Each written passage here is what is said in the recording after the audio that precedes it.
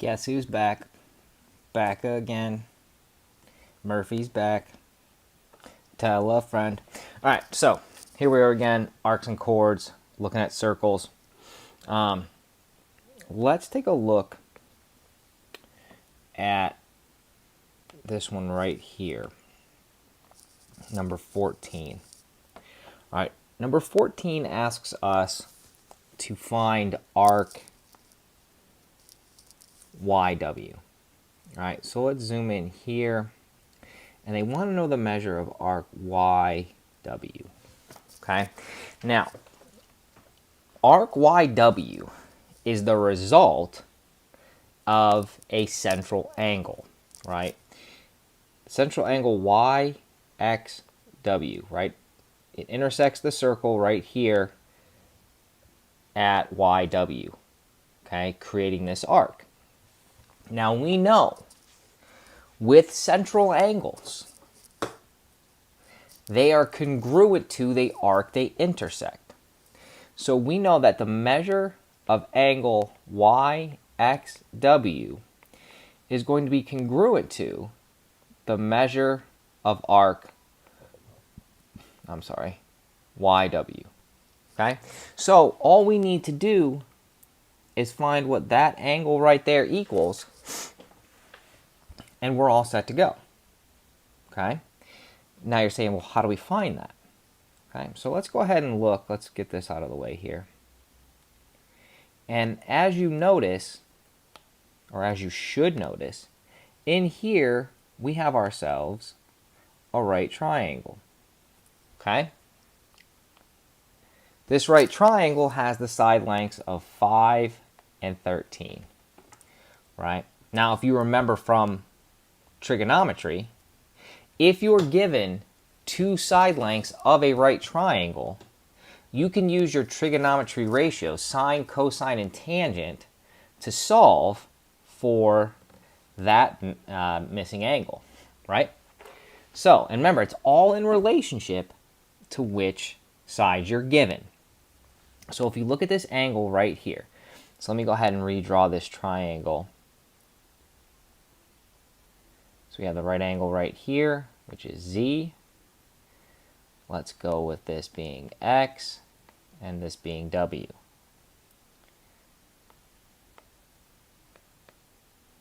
And we are trying to find this angle right here. So, in relationship to angle X, what two sides am I given? Well, 13 is directly across from the right angle, making that the hypotenuse. Okay? And 5 is attached to angle X or adjacent to. Okay? So, if we remember our trig ratios, sine, cosine, and tangent, SOHCAHTOA, right? We know that the trig ratio that deals with adjacent and hypotenuse is cosine, right? So we're looking for cosine of angle X equals adjacent, which is 5, over hypotenuse, which is 13. Right? Now, when we're looking for the angle, you remember, when we're looking for the angle, we always use the inverse. Right? We use the inverse. So it would be angle X equals the inverse cosine of 5 over 13. And when we do the inverse of 5 over 13, the inverse cosine of 5 over 13, we get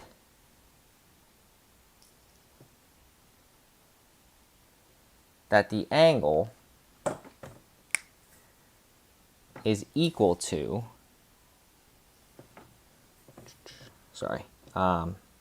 67.4. Right?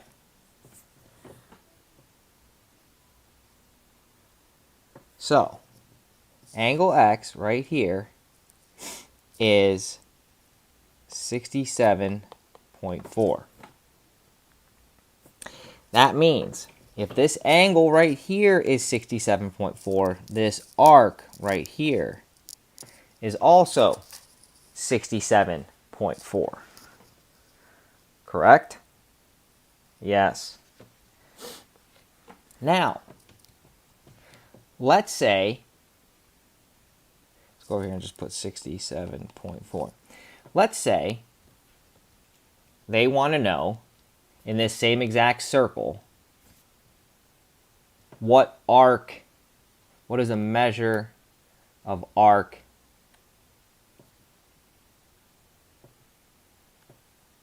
YVW. Okay?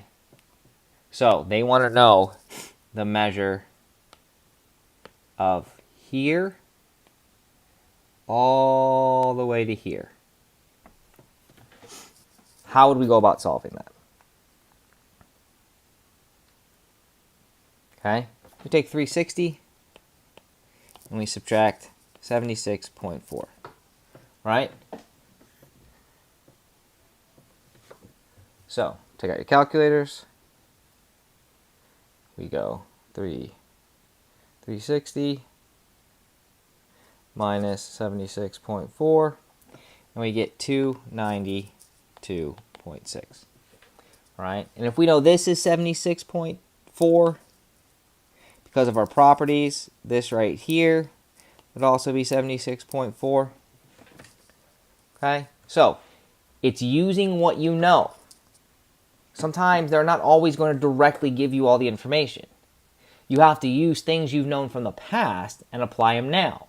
It's just like you know how to add and subtract. They're not giving you how to add and subtract, but you know how to do that from past math. So that's what you're doing now.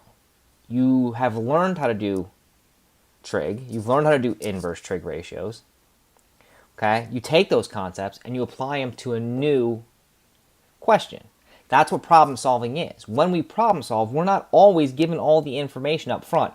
We're given enough in the actual problem to get started, and then we have to use our prior knowledge in math to bring it in. So I hope this helps. Any questions, leave them in the comments. If not, I'm out.